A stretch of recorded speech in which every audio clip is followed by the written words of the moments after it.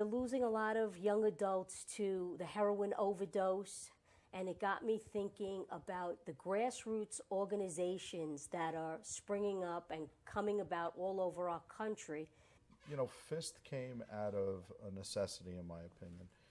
It stemmed from about 6 or 7 of us being fed up with the injustices that were being carried out by insurance companies. We're talking about addiction, and we're talking about people that struggle with the disease of addiction who would try to get help, and a lot of times the insurance company would dictate the course of treatment by denying or authorizing certain levels of care.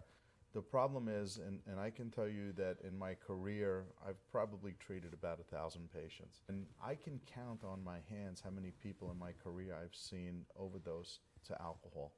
I can't do that with painkillers and heroin. That's right.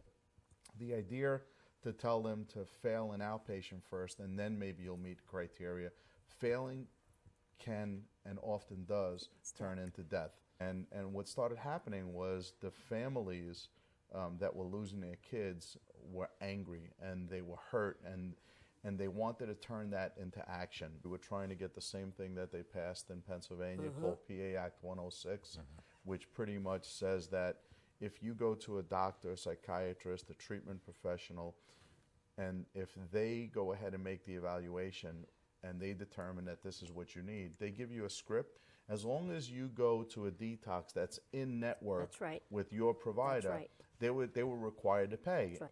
Right. Basically, once again, as Mr. Rizzuto spoke, he indicated families that have lost children. So Carol and Lou Christensen and Susan and Steve Salomone lost their sons to heroin overdoses and prescription medication overdoses.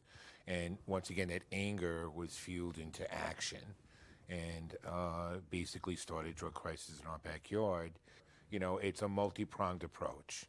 You know, so you're looking at, you know, police and interdiction, you're looking at legislation, you're looking at treatment.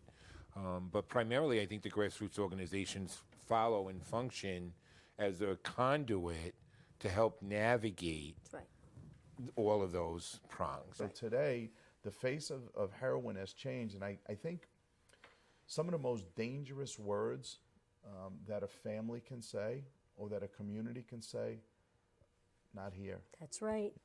Guys like Ray and I, we don't make the difference. We work hard but the reality of it is, my experience is the ones that make the difference is the family members. We wanted to educate the politicians on what was going on.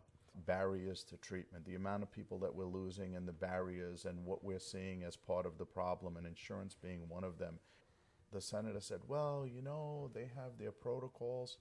That was it. One of the moms who had lost her son reached into her bag, took out a Tupperware with her son's ashes, put it on the table, and said, this is what fail first looks like, Senator. You know, the federal government needs to be looking at policy, making decisions on policy to deal with this epidemic. And there's really been it's been an incredibly slow process. And the only way to change that is through, you know, getting the communities up and saying, okay, enough is enough.